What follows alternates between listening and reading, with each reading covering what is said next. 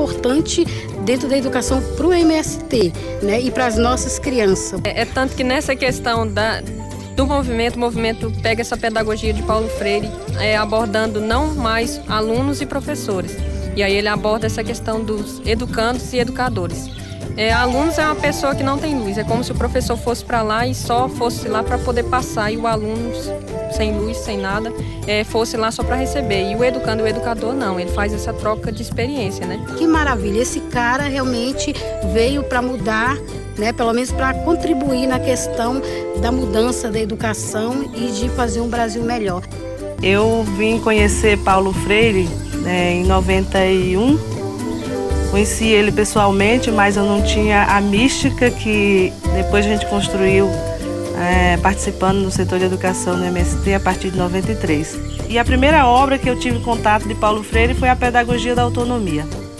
Por quê? Porque no nosso curso, né, o movimento tinha a ideia de que nós tínhamos que educar, trabalhar a formação de um educador militante, né, e um educador que tivesse autonomia de lidar com o processo educativo, porque educadora para Paulo Freire é alguém que é militante, que tem um compromisso social e que tem uma responsabilidade pela educação, pelo povo. E a mística no MST ela tem cumprido muito bem esse papel de alimentar essa esperança dos educadores, de alimentar a esperança de uma educação para a transformação social. Eu estava refletindo um dia desses sobre os princípios da educação no MST, e todos os princípios da educação do MST tem Paulo Freire muito presente.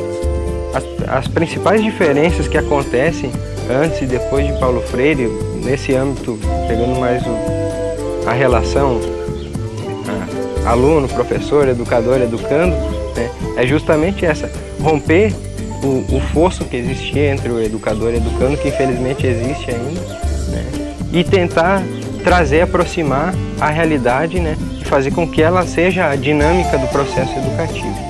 O dia que a gente conseguir, né, internalizar esse cerne da pedagogia do oprimido, que é essa superação da relação opressor-oprimido, e para poder avançar numa construção conjunta, num processo, né, educativo entre as pessoas, eu acho que esse vai ser um pulo muito grande que a gente vai conseguir dar, um salto muito grande, né, no processo de transformação e de organização da classe trabalhadora do país. Eu acho que essa é uma questão central, né, dentro do que Paulo Freire deixou e nos ensinou.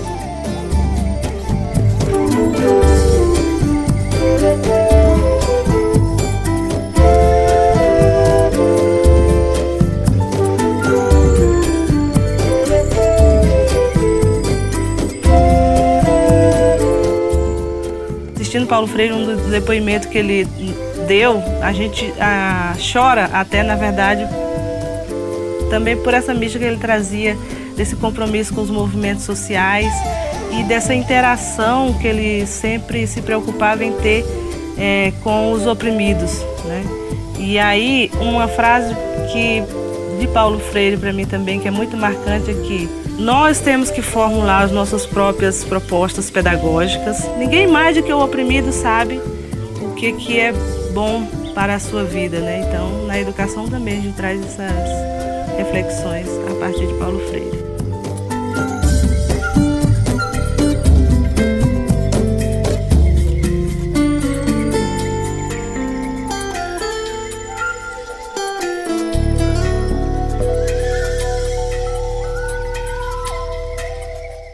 Conheci Paulo Freire quando eu entrei em contato com o trabalho com os meninos e meninas de rua e no Movimento Nacional de Meninos e Meninas de Rua, quando se trabalhava já pedagogia de Paulo Freire, né? E tinha tudo a ver naquela época, porque era a pedagogia do oprimido e a gente desenvolvia um trabalho com as crianças moradoras de rua, e a partir do diálogo, do ouvir o outro, é que a gente desenvolvia as nossas atividades também na Casa das Crianças, que era a casa na rua.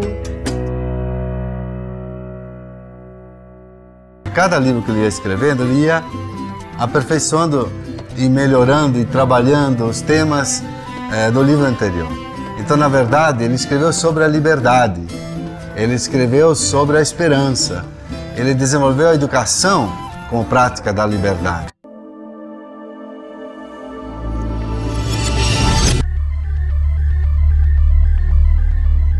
O Plano Nacional de Alfabetização não chegou a começar, ele apenas foi esboçado, mas mesmo assim se imaginava que se tinha um grande perigo. Um elemento muito forte para essa oposição às ideias do Paulo, talvez porque o Paulo pregava uma educação na qual se discutia, se buscava ver além da aparência, né? No fundo, o conceito do Paulo de conscientização era muito esse. Você enxerga a realidade, mas existem muitas outras coisas que estão por detrás da realidade. Você não percebe, a não ser que você pare e contemple essa realidade e busque entender o que está por detrás dela. Portanto, é um trabalho de reflexão. Eu acho que para muitos grupos poderosos, naquela época, vivendo um momento muito em função da Guerra Fria, enfim, havia todo um clima de conspiração. Então, você imaginar um tipo de educação que propõe, principalmente a pessoas adultas, querer entender o mundo onde elas estão inseridas e entender o que está por detrás de tudo isso, era visto como um grande risco. Uma educação conscientizadora, por ser libertadora dos oprimidos, sem dúvida, ela está na contramão dos poderosos. Quando eu me tornei prefeita, a primeira pessoa que eu pensei em convidar para me ajudar dirigindo a educação das crianças de São Paulo foi Paulo Freire. Telefonei para ele depois de eleita e foi uma agradável surpresa, porque de pronto ele aceitou. E eu sabia que ele tinha resistências de assumir cargos públicos pelas experiências negativas que ele tivera antes, né, do exílio, mas ele me disse: olha, eu não seria coerente com tudo aquilo que eu afirmo, que eu defendo e que eu procuro viver, se eu não aceitasse esse convite de te ajudar, de ajudar o povo de São Paulo assumindo a Secretaria de Educação. E foi a partir daí que a nossa convivência se tornou mais estreita e eu passei a conhecer mais diretamente, mais pessoalmente, a grande figura, a grande pessoa que era Paulo Freire. O Círculo de Cultura é esse espaço de roda onde a gente coloca em debate os problemas e as dificuldades da comunidade. São colocados pela própria comunidade ou pelo educador, ou seja, parte de uma prática social e vai utilizar conteúdos de leitura e de escrita para mediar essa prática social, para que as pessoas possam, se apropriando da leitura e da escrita, refletir melhor sobre a realidade social. Cada pessoa tem a sua própria experiência com Freire, né? Cada educador e cada educadora. Tanto que ele colocava a questão da necessidade de recriar Paulo Freire. Ele pedia: recriem Paulo Freire. A Rede de Educação Cidadã é uma rede que nasce diferente porque ela nasce a partir de uma iniciativa de governo, mas que agrega os movimentos sociais, ONGs, pastorais, ou seja, a sociedade civil, nessa luta, no primeiro momento, de matar a sede de beleza, de cidadania, de direitos humanos, de autonomia das pessoas, de dar voz e vez aos pequenos, tendo como foco a educação popular como instrumento, né, da sua organização social. Hoje, a Rede de Educação Cidadã ela tem capilaridade em todo o Brasil, está presente nos 26 estados e no Distrito Federal, trabalhando com diferentes grupos, quilombolas, mulheres, indígenas, juventude urbana e rural, ribeirinho, pescadores, quebradeiras de coco de Babaçu, enfim, né? Os grupos que ao longo da história ficaram esquecidos. Se a Recide tem como pauta, né, dentro da sua metodologia Educação Popular, Paulo Freire, então, é a pessoa, é o pensador que, através do seu pensamento, vem iluminando a prática dos educadores da educação cidadã. Através da educação cidadã, que a gente veio mais se despertar, porque nós não tinha ninguém que apoiasse nós. Até eu me despertei muito, por causa que eu só trabalhava, né? Aí eu ficava na minha mente perguntando quem é Paulo Freire, né? Aí eu depois fui entregando. A curiosidade, sabe? A curiosidade também que me despertou, saber o que significava educação cidadã, Paulo Freire. E aí as parcerias, né?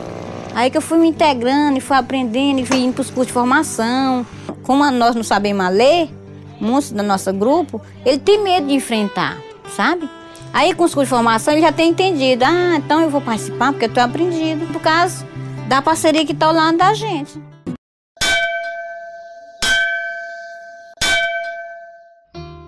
Peço licença para algumas coisas. Primeiramente, para desfraudar este canto de amor publicamente. Sucede que só sei dizer amor quando reparto o ramo azul de estrelas que em meu peito floresce desde menino. Peço licença para soletrar no alfabeto do sol pernambucano a palavra tijolo, por exemplo.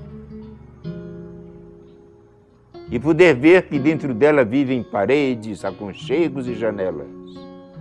E descobrir que todos os fonemas são mágicos sinais que vão se abrindo, constelação de girassóis gerando, em círculos de amor que de repente estalam como flor no chão da casa.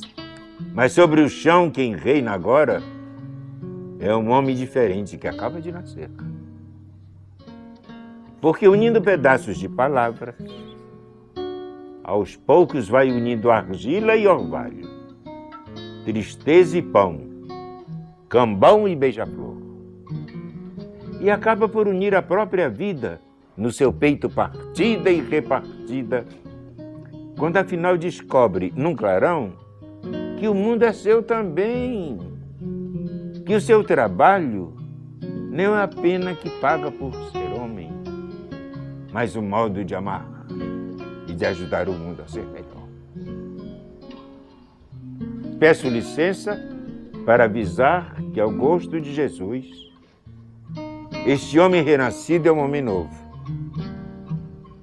Ele atravessa os campos espalhando a boa nova e chama os companheiros a pelejar no limpo fronte a fronte contra o bicho de 400 anos, mas cujo fel espesso não resiste a 40 horas de total ternura. Peço licença para terminar, soletrando a canção de rebeldia que existe nos fonemas da alegria. Canção de amor geral que eu vi nascer nos olhos do homem que aprendeu a ler.